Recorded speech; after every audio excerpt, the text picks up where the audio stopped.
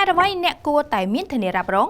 សេវាធានារ៉ាប់រងគឺជាសេវាហិរញ្ញវត្ថុដែលផ្ដល់ដោយក្រុមហ៊ុនធានារ៉ាប់រងដោយតម្រូវឲ្យអតិថិជនត្រូវបង់បុព្វលាភជាប្រចាំដោយមានចែងនៅក្នុងកិច្ចសន្យាដើម្បីឲ្យងាយយល់គឺអតិថិជនត្រូវបង់ប្រាក់ទៅតាមចំនួននិងពេលវេលាកំណត់របស់ភាគីក្រុមហ៊ុនដែលជាអ្នកផ្ដល់សេវាហើយក្រុមហ៊ុនធានារ៉ាប់រងនោះគឺមានទំនួលខុសត្រូវនៅក្នុងការទូទាត់សំណងផ្នែកហិរញ្ញវត្ថុនៅក្នុងករណីដែលអតិថិជនមានបញ្ហាផ្សេងៗដូចជា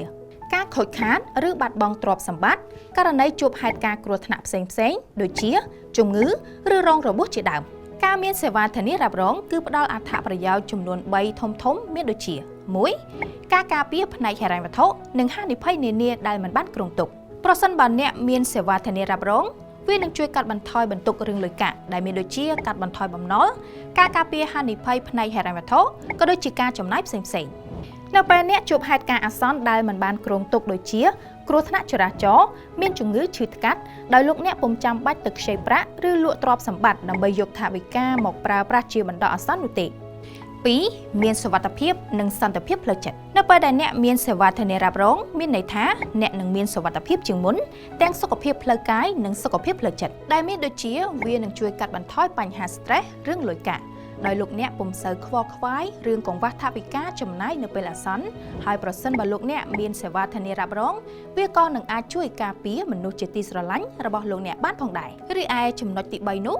មានការការពារទ្រព្យសម្បត្តិនិងការទទួលបានសេវាថែទាំសុខភាពការមានសេវាធានារ៉ាប់រងមិនត្រឹមតែជួយការពារលោកអ្នកពីការខូចខាតឬការបាត់បង់ទ្រព្យសម្បត្តិរបស់លោកអ្នកប៉ុណ្ណោះទេតែលោកអ្នកក៏អាចទទួលបាននូវសេវាថែទាំសុខភាពផ្សេងៗទៀតដែលមានតម្លៃសមរម្យនិងសមស្របទៅតាមតម្រូវការនៅតាមបណ្ដា clinic ឬមន្ទីរពេទ្យដែលជាដៃគូរបស់ក្រុមហ៊ុនធានារ៉ាប់រងដែលលោកអ្នកបានទិញផងដែរក្រៅពី3ចំណុចធំៗនេះសេវាធានារ៉ាប់រងក៏ផ្ដល់នូវអត្ថប្រយោជន៍ជាច្រើនផងដែរដូចជាជួយឲ្យអ្នកមានស្ថិរភាពផ្នែកហិរញ្ញវត្ថុជាមួយនឹងការវិនិយោគដ៏ល្អនៅក្នុងការចូលនិវត្តន៍ហើយជាពិសេសនោះគឺជួយលោកអ្នកក៏ដូចជាក្រុមគ្រួសារពីហានិភ័យនានាជាទូទៅនៅកម្ពុជាគេបែងចែកសេវាធានារ៉ាប់រងជាពីររួមមានសេវាធានារ៉ាប់រងអាយុជីវិតនិងសេវាធានារ៉ាប់រងទូទៅ1. សេវាធានារ៉ាប់រងអាយុជីវិតគឺជាការធានាលើផ្នែកហិរញ្ញវត្ថុរបស់បុគ្គលនិងគ្រួសារដែលបណ្ដាលមកពីមរណភាពឬពិការភាពទាំងស្រុងអ្នកទិញកញ្ចប់នេះនឹងទទួលបានប្រាក់ជំនួយមិនថាពេលមានបញ្ហាដោយសារជំងឺឬដោយសារគ្រោះថ្នាក់ផ្សេងៗពោលគឺការពាក់ព័ន្ធនឹងជីវិតរបស់មនុស្ស 2. សេវាធានារ៉ាប់រងទូទៅ